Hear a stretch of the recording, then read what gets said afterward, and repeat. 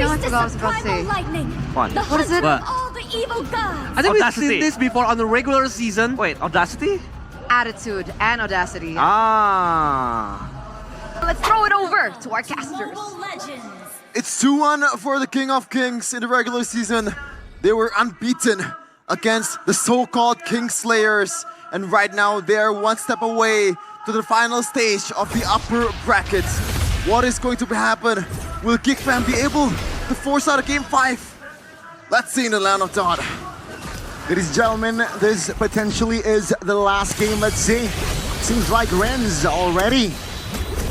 Yeah, needs help there with a guiding win early on. No spells triggered though from both sides. The Lo Yi definitely is a very strong presence in the early game, especially in the hands of someone as experienced as a boy. Look at that damage, man. Going with the Inspire Wilderness Blessing, it's all about the rotations, as always. But once again, in the gold lane, there's going to be a difference there. Weapon Mastery for Chidera.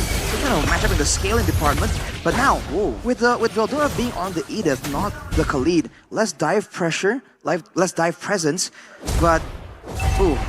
This is an interesting concept, man. They have to kind of match the RRQ front to back, technically.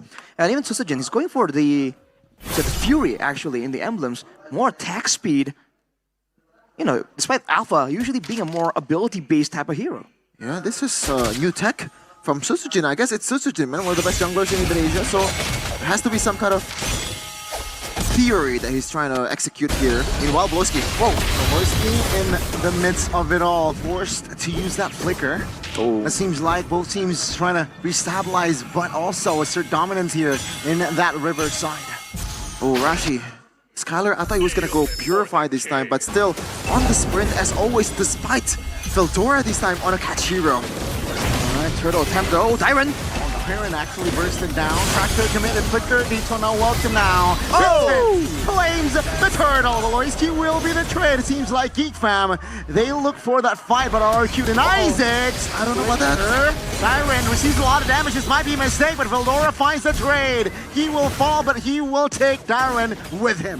What's your take on that flicker play, Rashi? It burns the flicker, but you get one out of 1v4. Which flicker play? There's multiple flickers burnt out. From Veldora? I mean, I feel like it's not really as worth it, honestly. But, you know, maybe he just wants to assert that dominance, right? Get into the heads of RRQ to respect the potential for Veldora to pull off something crazy like that. And looking at the combo hero strat, almost 80% for this Alpha Mathilda. Oh, look at that. Circling Eagle gathering info. That's about it. It's really good for RRQ, though. But Loyski is just persistent, man. Susujin now, technically with the more attack speed, you can kind of farm faster here if you just try to clear one camp. Oh man, ooh, there you go, Litho taken by RRQ. They're doing a lot better here, mitigating the surprise maneuvers from Geek Fam. But remember, the diversions haven't really struck just yet. We'll have to see whether or not Geek Fam can really catch RRQ off guard. And that's the real tell on how this game is gonna go. That's definitely what they're trying to hope right now. Vincent just takes some camps away. His own camp, actually. But interestingly enough, against Fnatic Onyx, the old man... Never mind. Gonna watch out for a little bit here. Yeah, Vincent is above one level. Geek Fam, they need to reposition diversion just to provide support, but they will not go more and fight. Onwards, on towards Dyron. This might be a good setup. Dyron, though. Flicker's on cooldown, so this might be the right call. Dyron bursted down by Vincent. Bit too far there, overextending. Taking the wave. Almost an inhibitor towered for Geek Fam. But right now, Veloski might have to pull the trigger. That's a way of dragon, but the guiding wind. Calm and composed. RRQ, they want to fight now. As Geek Fam, they are eyeing on that turtle. Can RRQ respond? Alpha is in a bit of a distance onward. Will trigger that Nether Realm. Geek Fam winning on all cylinders as of now. Oh man, the side that you don't really see in the playoffs so far. Vincent taking both of the first totals in the first 4 minutes. Definitely a different look, but Geek Fam playing a lot more decisively. That's a great showing here, and a boy. Ooh, staying in the bush. Oh, Skylar still gets the gold buff though. Man, that last hitting prowess is so good from Skylar. That Geek Fam, with that decisiveness, they're able to actually catch Dyron. They're actually able to force out that turtle take before RRQ can kind of set up. And that's what they need to do. If RRQ can get comfortable and set up properly, we've seen how the front of it can go. Looking at some of the items here, Hasclaws completed for Skylar, so a lot of sustain, a lot of staying power to stay in the lane, even if he gets low. But look at this, Veldora. That's the onward. Edok will force to use that circling eagle. And he will reposition, but Way of Dragon actually connects out towards Sutsujin. Oh, the guiding win again. So clutch, Edok. Edok, the savior of Sutsujin, and right now they're trying to siege on towards the top turret, knowing that it's gonna be a 4v4. I think Geek Fam will just back off. Ooh, especially with the backup coming in from RRQ, knowing that a lot of the ultimates are down, he's going straight back to it. And man, the sustainability of RRQ is a bit underrated as well. Rins can heal from the passive, Skylar can lifesteal now, and Sutsujin has the ability lifesteal as well. So technically, all that combined with the Matilda means that unless Geek Fam get a full all-in, RRQ can really come out on top by default. You know, they're already secured that Blade of Despair, so the next turtle fight is gonna be much more of a bloodbath here for Geek Fam. Definitely has to watch out for that, and Belorski right now is invading the jungles of Sutsujin. Oh, the Jonas welcome, connecting on towards one. Now that's the stun, but the damage is not enough. Oh, what? Yes, oh my goodness. Pair of Alpha to save the day. Oh, Skylar. Now circling eagle, Sir Tadera will fall. Now that's a pull on towards Veldora. Beloyski next on the topping block. RRQ repositioning Veldora very low. Oh, boy deals enough damage to burst a boy down, and that's a perfect turtle. A boy claims a double, and RRQ, it looked good for them in a minute, but our Geek Fam, they respond. It really does, but Edok's gonna get picked off by Vincent as he secured the Malefic Roar this time. What was that? RQ had all of the tools in the world to not throw that teamfighter Rashi. A bit too aggressive there, and I mean, there's no reason to re-engage after really getting into the position. We just talked about the sustained advantage, but look at Rins. Yeah, whoa! Aware of the position of Vincent, and he's able to get out from that, but he will not be able to defend the top tier turret. Man, it was like this before in game number 3, but Geek Fam kind of threw it all away, and it makes sense with this kind of composition. It's gonna do well for RQ in the late game, but I want to talk about this Luoyi also, Rashi, because this is the hero that really made it hard for a boy to use the Faramis, and now he's actually the one using it against RRQ. Ooh, Sutsujin gonna get caught though before he address that point, Shevin. Well, with the help of that diversion, they were able to set up the perfect gank. Geek Fam, intelligent play, big brain Beloy probably call that shot. So good, but now RRQ zoning away Geek Fam from their own turret, going for the mid one immediately. A great response. Very intelligent response. It's a back-to-back big brain play from both teams. Yeah, it's a trade for bottom tier turret and also mid tier turret. So it's gonna be a W for RRQ in the end. But every single tower taken by Geek Fam is still gonna be a bit valuable. But Beloyski can't so leave alone. Is it too far? Nothing is too far for Beloy. Oof, man.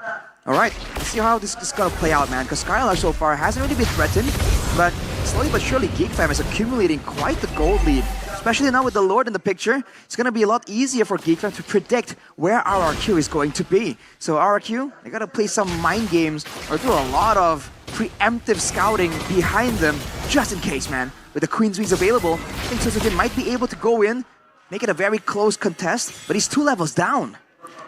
Vincent won the first 3. Can he make it 4 at this time? This boy getting zoned out by some of the members of RRQ. Vincent will try to go into the vicinity. RQ, it seems like they have more control, but Geek Fam, how do they respond? Wave Dragon in the backside is actually Skylar free hitting Chidera in Beard's fashion, but it seems like Daytona's welcome on towards Vincent, and Skylar does his job. Veldora next on the chopping block as a boy flickers out of the way, but Skylar, he is out for blood. RRQ not too greedy as they took down 2. Man, oh man, Skylar just chasing some of the members away from Geek Fam. They're trying to get away. This Irithel pick has been paying off, and it's looking like what a trump card for RRQ at this point. The Irithel that was just out of the meta for so long, out of nowhere just comes in clutch, especially against this composition.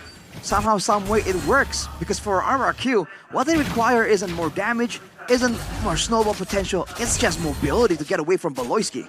Oh, we got a game back here by a new application, GoPay. Edok becomes the only Matilda player with a 100% win rate, 6 picks after Weedy and Key suffered defeats in today's matches. So, you know, carrying the torch here, the rookie, the first team all MPL in the roaming area for RRQ. And who's surprised? The audience prediction by GoPay, 93% for RRQ. Well, I'm looking at the topside tower, man. It might fall. No, it's just one hit away. So close. I don't know if that's planned out by RRQ. Concealed though. Yep, looking for one. That's Daytona's welcome, but the Rare Dragon is still will connect. Now it's gonna be Jadera in the midst of it all, flickering out. Sitsujin, he wants Jadera with their out to buy time. Skylar again finds the execution. Veldora will not be able to sustain as Skylar finds the connection. Virgin? No way. Okay. Oh no, they know.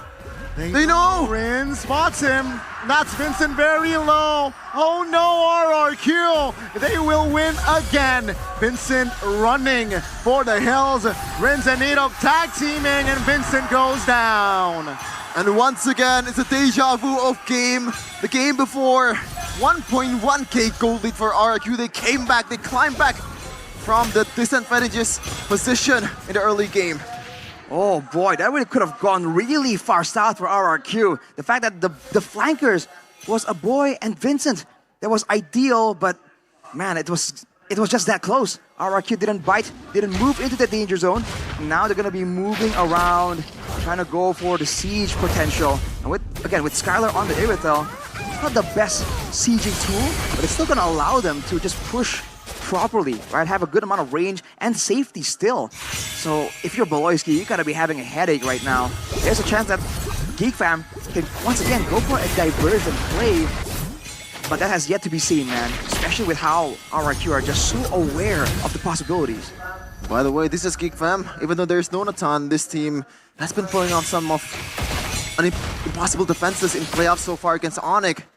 And this Luo Yi, man, the high ground potential is nothing to just brush around. I mean, the Luo Yi right now with the 4-1 as well. That's a diversion though. Where's it going? Oh, Sitsujin spot. Oh no. Dragon, but not enough damage. My guy, this guy's facing. But they're isolated. Primal Wrath will do nothing. RRQ, they're reading Geek Fam like a book, and they are the Geeks. I mean, Sitsujin, what a response there, what a reaction time, but they don't want to let go for it just yet. He can still pulls the trigger, Skylar! That's the angle, that's a Skylar angle!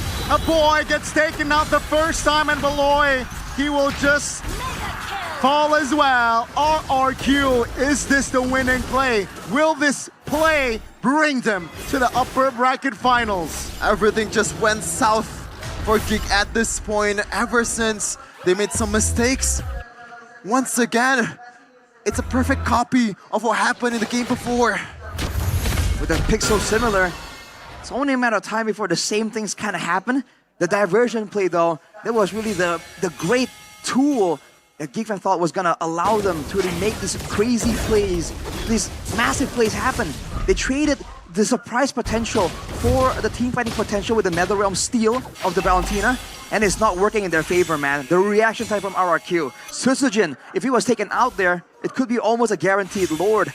But that is not the case right here. And oh, Beloyski! Oh my goodness, Beloyski deleted Skylar. Unstoppable, my goodness, RRQ, how do you stop this team? And now the biggest threat towards Skylar is gone. This is a free real estate for RRQ. Lord, this is the first one. It will not charge. But RRQ, they don't care. They move onwards. Whoa. Eldora and a boy trying to clear the Lord and the wave. Skylar, monster kill. Vincent trying to find an angle. He shuts him down. But Rins in the no man's land gets taken down. That's Sitsujin with the Spear of Alpha Lord. 50% HP. Can they defend? Now it's all up to Widow. Ladies and gentlemen, RRQ, they are going to the upper bracket finals. What a season so far for RRQ. The expectations from the fans, from every MLB enthusiast was not this great. And right now they secured a top 3 in season 14 of MPL Indonesia. One step closer, one series away